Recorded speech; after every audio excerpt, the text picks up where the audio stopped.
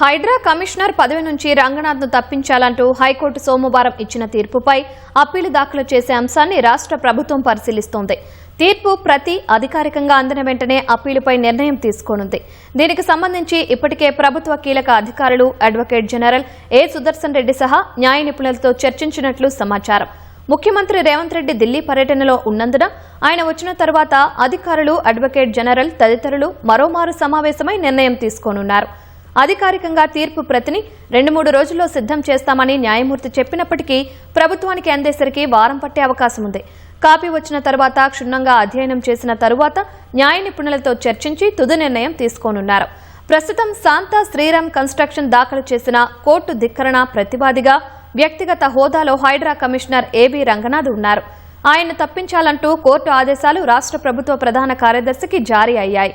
ఈ దశలో తీర్పు అమలు చేయాల్సిన సీఎస్ ప్రభుత్వం తరపున అప్పీల్ చేయాలా లేదంటే ప్రతివాదిగా ఉన్న రంగనాథ్ చేయాలా అన్నదానిపైన చర్చ నడుస్తోంది.